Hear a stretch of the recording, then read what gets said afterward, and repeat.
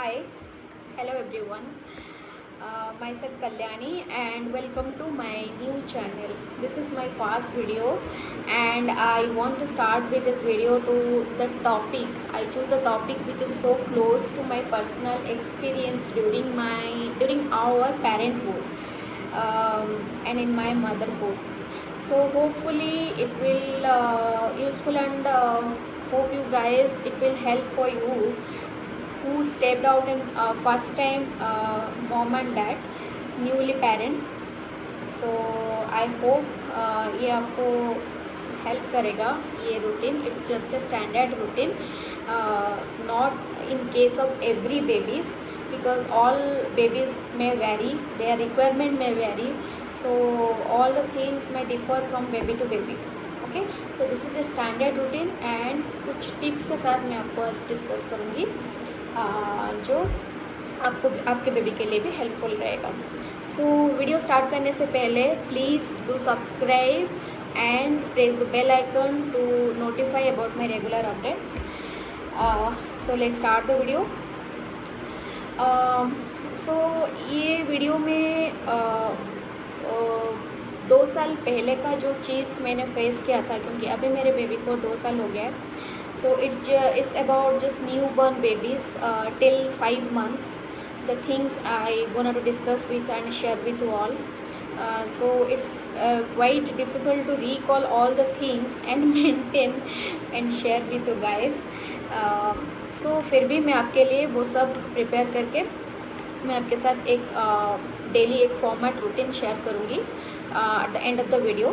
So in between मैं discuss करूँगी कुछ टिप्स जो न्यूबॉर्न बेबी के साथ अक्सर जो माता पिता फेस करते हैं. थोड़ा मुश्किल रहता है, थोड़ा पहले महीने में थोड़ा डिफ़िकल्टीज रहता है. तो ये सारी चीज़ आपको कैसे टैकल करना है, क्या कुछ चीज़ करना है, तो आपको कुछ थोड़ा आइडिया में शेयर करूँगी कैसे करना है. Okay, so I hope video आपके लिए हेल्पफुल हो. सो एक न्यूबॉर्न बेबी के लिए फर्स्ट जो 3 मेन एक्टिविटीज़ रहता है. पहले जो रहता है वो है number 1 breast feeding, number 2 sleeping. Newborn baby के लिए जो सोना बहुत ही ज़रूरी रहता है. थर्ड थिंग है diaper changing. Okay, and optional you can 4th thing you can take it as a play time, tummy time and some cleaning potty as and all. These are some extra stops you can take it, but the major 3 things is breastfeeding, nappy time, I mean nappy changing, and third is sleeping. सो हम इस 3 चीज़ को एक दिन में कैसे एक daily format में डाल सके, सो दैट टाइम टेबल का मीनिंग क्या है. During the time table the positiveness is you can get out some time for your self and आपका बेबी जो रहता है ना वो इस टाइम टेबल के साथ अपने आप को एक फॉर्मेट में उसका ग्रोथ होगा, एक हेल्दी ग्रोथ होगा बेबी का. अगर आप टाइम टेबल के हिसाब से बेबी का ले जाए तो 90% तो 99% जो पेरेंट्स रहते हैं वो अपने बेबीज़ के लिए टाइम टेबल बनाते हैं. सो उनके लिए मैं बना रही हूँ जो अभी जस्ट न्यूली पेरेंट बने हैं, तो ये वीडियो उनके लिए हेल्पफुल रहेगा. टाइम टेबल तो सबके लिए रहता है, बट आप अपने हिसाब से अकॉर्डिंग टू योर शेड्यूल आप चेंज कर सकते हैं टाइम टेबल. ये जस्ट ए स्टैंडर्ड फॉर्मेट है जो आपको बस फॉलो कर सकते हैं, उसके हिसाब से कुछ आइडिया आपको मिल सकता है. ओके, सो ये मैं जो बताया ये 3 चीज़ उसके लिए इम्पोर्टेंट रहता है. Breast feeding, nappy changing and sleeping, nap time जो रहता है. सो पहले जो न्यूबॉर्न बेबीज़ रहते हैं उनको जो फर्स्ट डे 1 से 6 मंथ तक तो आपको सिर्फ only and only breast feeding कराना है. क्योंकि ब्रेस्ट फीडिंग डे 1 से जो ब्रेस्ट फीडिंग कराते हैं ना डॉक्टर सजेस्ट करते हैं, क्योंकि वो जो उसमें जो येलो पार्ट रहता है ना उसको कोलेस्ट्रॉम बोलते हैं. उसके जो न्यूट्रिएंट्स सारे न्यूट्रिएंट्स जो मिलते हैं वो बेबी के लिए जो चाहिए होता है वो प्रोवाइड करता है. बेबी के लिए जो ज़रूरी न्यूट्रिएंट्स चाहिए होता है ना वो सिर्फ और सिर्फ ब्रेस्ट मिल्क से ही आता है. ओके, सो फर्स्ट 6 मंथ तक इसीलिए बोलते हैं नो वाटर नथिंग, कोई भी आउटसाइड थिंग्स नहीं, only breast feeding, only and one and only breast feeding is the major food for your newborn baby.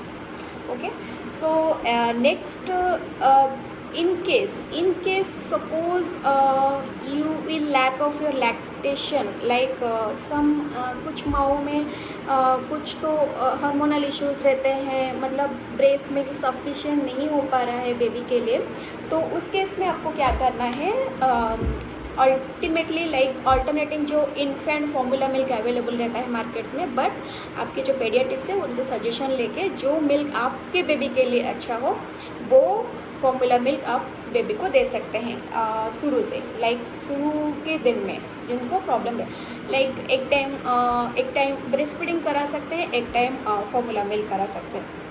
और एक चीज़ ध्यान में रखिए, जब फॉर्मूला मिल्क दे तो कटोरी और चम्मच से दे, क्योंकि 1 मंथ तक बेबी का इम्यून सिस्टम बहुत वीक रहता है, तो उसमें इन्फेक्शन होने का चांसेस बहुत ज़्यादा है।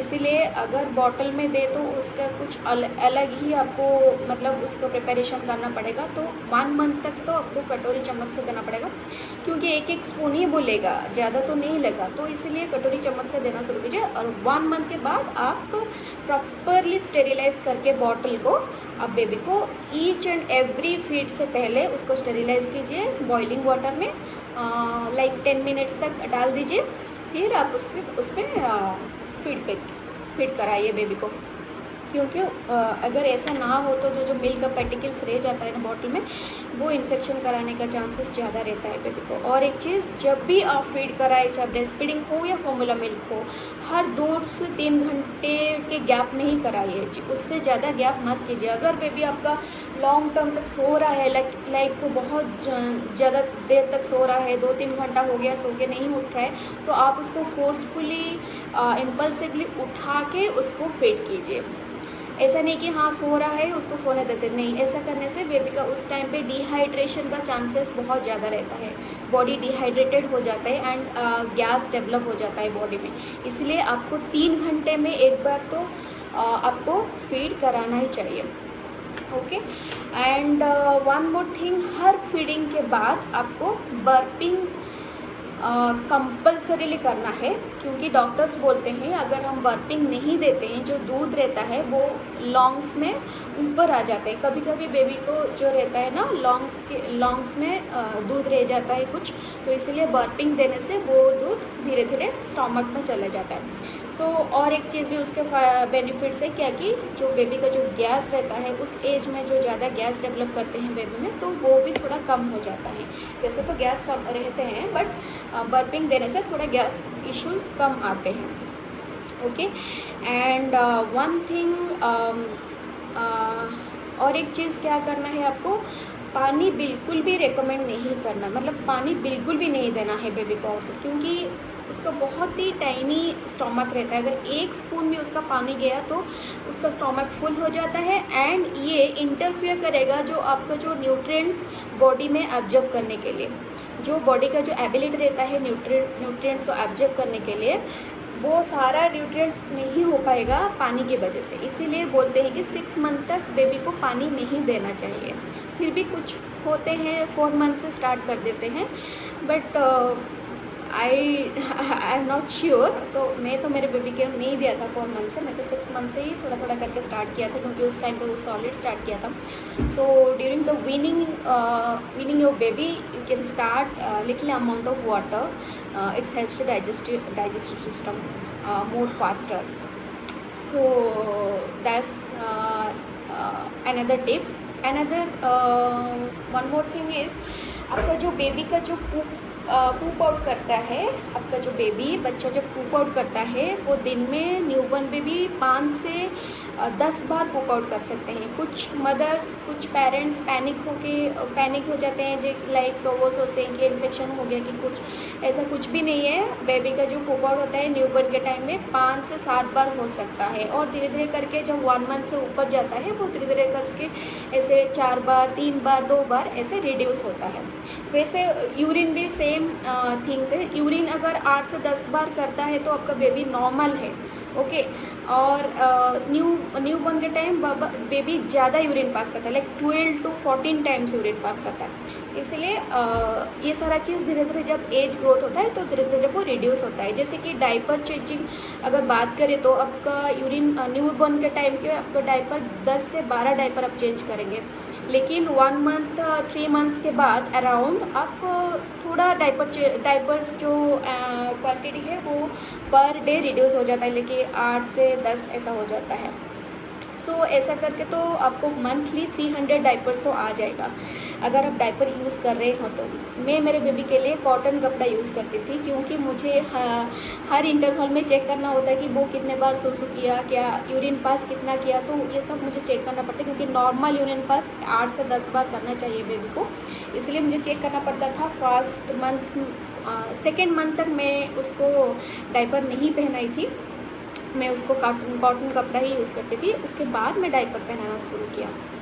तो हाँ, ये आपका डाइपर के हिसाब से डाइपर के ऊपर टिप्स था। सेकेंड लास्ट थिंग जो है, आपका जो बेबी का जो स्लीपिंग प्रोसेस है, लाइक रात को जब वो 7 बजे 8 बजे जब भी सोता है, तो उसके बाद आप ये मत सोचना कि बेबी का हो गया फीडिंग, नहीं। डेली रूटीन अभी तक ख़त्म नहीं हुआ है। जो न्यूली मदर बने हैं ना, उनके लिए रात और दिन दोनों ही सेम है। सो जैसे दिन का रूटीन गया वैसे रात में फिर से स्टार्ट हुआ, फिर से 2 घंटे 3 घंटे में आप उसको उठा के फीड करना है। अगर बेबी भूख से हमारे नहीं उठे तो आपको मैनुअली उठा के उसको फीड करना है, और हर 2 घंटे में फीड करना है। ऐसा करके रात में तो 4 बार, तो 3 से 4 बार वो फीड करना ही पड़ेगा कंपलसरी, लाइक सुबह तक। तो थोड़ा 3 महीने तक जो न्यूली मदर्स बने उनके लिए थोड़ा मुश्किल हो जाता है, पर एनी हाउ बेबी के लिए तो इतना तो करना ही पड़ेगा हर माँ को। देन और एक थिंग्स है कि नैपी चेंज तो आप करते हैं ना, डाइपर चेंज को आप हर 4-5 घंटे गैप देके और एक डाइपर चेंज कर दीजिए। ऐसा नहीं कि डाइपर फुल नहीं हुआ कि क्या नहीं हुआ, अब ये देख रहे हैं हाँ डाइपर ज़्यादा नहीं हुआ है, रहने देते हैं, डाइपर भी थोड़ा बच जाएगा, ये मत कीजिए, क्योंकि बेबी का जो स्किन रहता है बहुत ही डेलिकेट रहता है। कुछ भी रैसेस आने का चांसेस 99.9 होता है। ओके, सो इसीलिए आपको हर 4-5 घंटे में डाइपर चेंज कराना चाहिए बेबी को, चाहे कुछ भी हो जाए। मतलब रात में भी आपको उठ के उसका डाइपर चेंज करना चाहिए अगर आप उसको डाइपर दे रहे हो तो। देन ये हो गया कुछ टिप्स, एंड अब मैं डिस्कस करूँगी कि बेबी का जो फीडिंग के ऊपर, ओके, उसका जो मिल्क इंटेक्स कितना रहना चाहिए। एक 0 to 5 मंथ तक बेबी का जो मिल्क इंटेक्स रहता है वो कितना रहना चाहिए पर डे, ओके। सो जो फर्स्ट वीक में बेबी का 180 ml से लेकर 500 ml तक बेबी ले सकते हैं, ओके। सो डिपेंड्स करता है बेबी का नीड्स। एंड फर्स्ट मंथ में बेबी अगेन 400 ml से 750 ml तक ले सकते हैं। वैसे ही ग्रेजुअली बढ़ता जाएगा। 2 से 3 मंथ्स तक बेबी को 500 ml से 800 ml तक मिल्क आप दे सकते हैं। वैसे 4 to 6 मंथ तक बेबी का 600 से 900 ml तक बेबी दे सकते हैं, मिल्क दे सकते हैं आप। ये हो गया आपका मिल्क।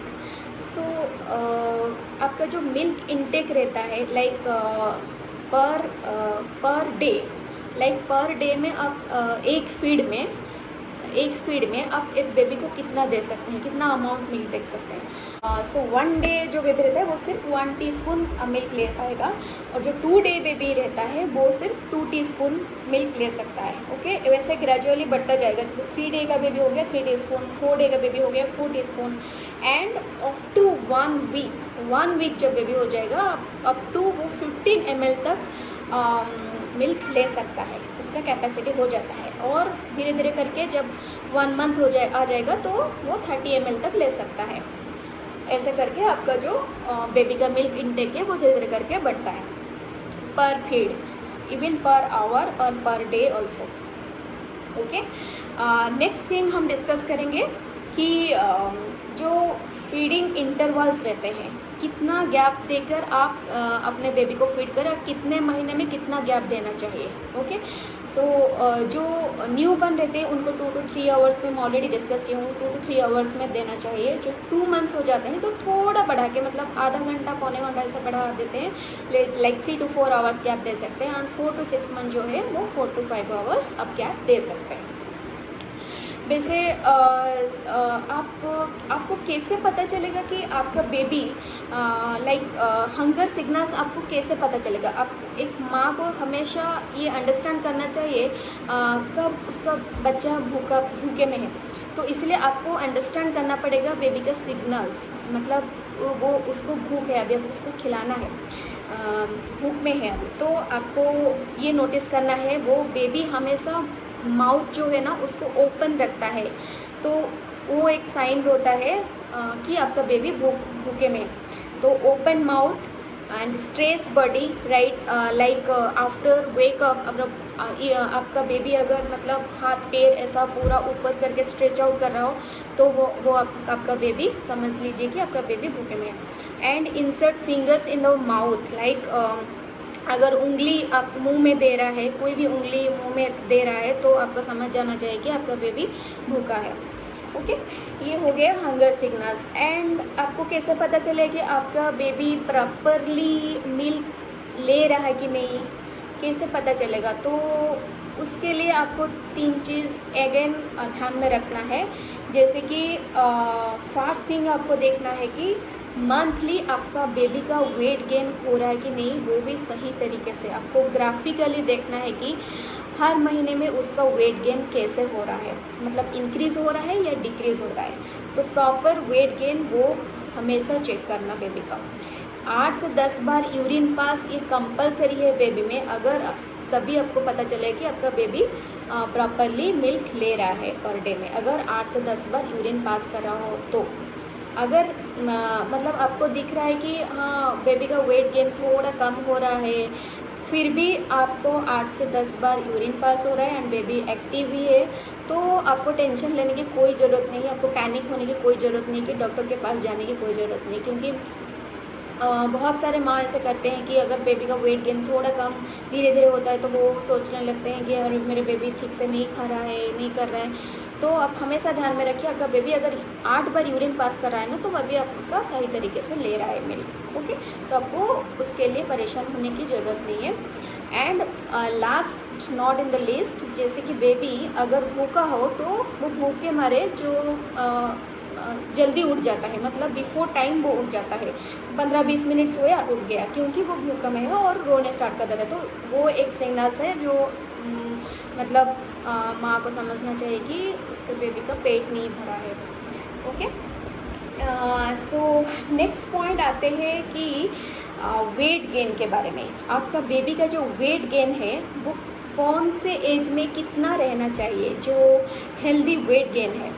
ओके, ऐसे तो नॉर्मली 2.5 से 4 पॉइंट तक नॉर्मल बाथ वेट माना जाता है। 2.5 से लेकर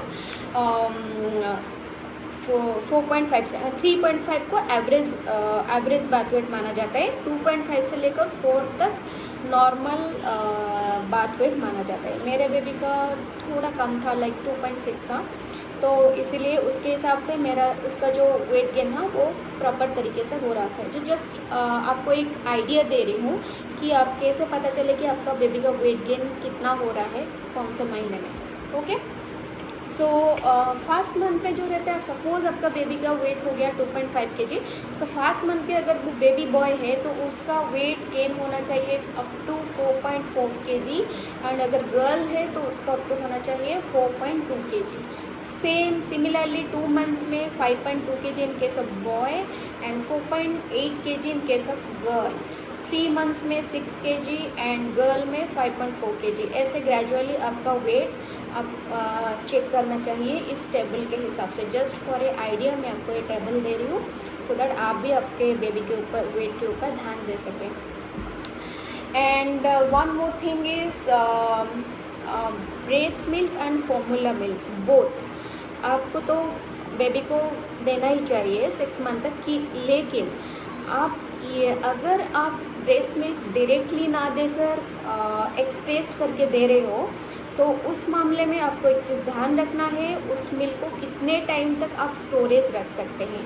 अगर सपोज़ आपने एक्सप्रेस कर लिया और इमीडिएटली आपके बेबी ने नहीं लिया तो आपको क्या करना है कि उसको नॉर्मल टेम्परेचर में कितना देर रख सकते हैं और रेफ्रिजरेटर में कितना रख सकते हैं और आइस पैक में कितना देर रख सकते हैं वो आपको मैं बताऊंगी। सो नॉर्मल टेम्परेचर में आपको वो मिल्क आप 4 आवर्स तक रख सकते हैं, उसके अंदर ही आप उसको पिला दीजिए, उससे ज़्यादा नहीं। वैसे same thing formula milk 2 hours तक रख सकते हैं, 1 से 2 आवर्स तक रख सकते हैं। और अगर 2 आवर्स के अंदर बेबी ने नहीं लिया वो मिल्क तो वो मिल्क आपको डिस्कार्ड करना पड़ेगा। उसको बेबी को बिल्कुल भी मत दीजिए, उसको इन्फेक्शन होने का चांसेस बहुत रहता है। सो रेफ्रिजरेटर में आपको वैसे ब्रेस्ट मिल्क 8 डेज़ तक सेफ रह सकता है, आप 8 डेज़ के अंदर उसको कंज्यूम कर सकते हैं। और फॉर्मूला मिल्क 1 डे तक सेफ रह सकता है, 1 डे के अंदर कंज्यूम कर सकते हैं अगर रेफ्रिजरेटर में रख रहे हो तो। एंड फ्रीजर में same thing, breast milk 3 to 4 month तक रह सकता है, थोड़ा लॉन्गर पीरियड तक। अगर आप कोई बाहर चले जाओ, कोई ट्रिप में चले जाओ और आपका ब्रेस्ट मिल्क ज़्यादा एक्सप्रेस हो गया तो आप आपको स्टोर करके रख सकते हैं, तो वो भी आप कंज्यूम कर सकते हैं 3 to 4 मंथ के अंदर। Okay. And down temperature like ठंडे का मौसम आ गया लाइक दिसंबर नवंबर इस टाइम पे, तो आप 8 आवर्स तक नॉर्मल टेम्परेचर में रख सकते हैं बाहर।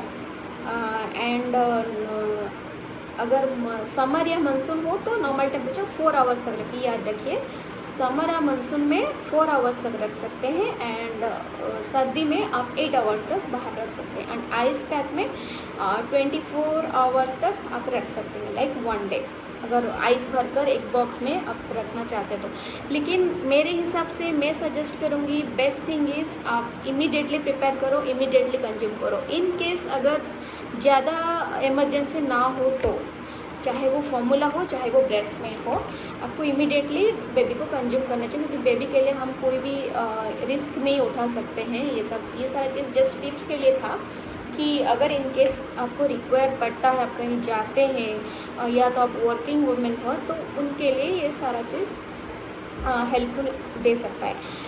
एंड नेक्स्ट मैं डिस्कस करूँगी टाइम टेबल। तो ये सारा चीज़ हो गया। हाँ, और एक चीज़ मैं भूल गई, ये हमेशा याद रखना, जब भी आप ब्रेस्ट फीडिंग कराते हो तो दोनों साइड से कंपल्सरीली करना। अगर अब एक साइड छूट गया है तो एक साइड अगर धीरे धीरे, मतलब क्या होता है कि लैक्टेशन में प्रॉब्लम होता है एंड बेबी भी धीरे धीरे लेना छोड़ देता है, मतलब आपका जो लैक्टेशन वो स्टॉप हो जाता है। तो ये भूल से भी मत करना कि एक साइड से हाँ थोड़ा आलसी हो गया, रात में एक साइड से हो गया दूसरा साइड से कौन करेगा, ऐसा मत करना। दोनों साइड से प्रॉपरली 10 मिनट्स में इंटरवल में देना है आपको। अगर एक फीड में आप एक साइड में दे रहे हो ना तो नेक्स्ट फीड में दूसरे साइड में दो। ऐसा भी कर सकते हैं, आप एक फीड में सपोज 20 मिनट्स तक फीड करा रहे हैं या 30 मिनट्स तक, तो 15 मिनट्स एक साइड 15 मिनट्स दूसरे साइड, ऐसा करके कीजिए। तो ये बहुत ही इम्पोर्टेंट टिप्स था आपके लिए, सो ये चीज़ मत भूलना। And next and last thing is daily routine of the new born baby, not is only day, it's day and night routine. Okay, because the new born babies तो उनके लिए हमें दिन रात एक करके जागना पड़ता है। सो दिन में जैसा उनका रूटीन रहता है रात में भी वैसा ही रहता है, उनका ऑल्टरनेट करता है, फीडिंग स्लीपिंग ऐसे करके उनका पूरा रूटीन ऑल्टरनेट करना चाहिए। तो फिर भी मैं आपको शेयर कर रही हूँ डेली रूटीन, वो आप देख लीजिए। जैसे कि सपोज़ आपका बेबी 7 बजे उठा या तो 6:45 को उठा, तो उसको इमीडिएटली उठने के बाद बेबी को बहुत भूख लगता है, तो हर टाइम उठने के बाद उसको मिल्क ऑफ़र कीजिए और सोने से पहले उसको मिल्क ऑफ़र कीजिए। ओके, ये हमेशा याद रखना, अगर बेबी भूखे में हो या ना हो आपको ऑफ़र कंपल्सरी करना है। सो अगर आपका बेबी 7 बजे उठ जाए तो 7 बजे से लेकर तो इमीडिएटली उसको वेकअप करना, उसको डायपर चेंज कराना है, क्योंकि वो रात भर डायपर पहन के रहेगा, तो उसको डायपर चेंज इमीडिएटली करना है।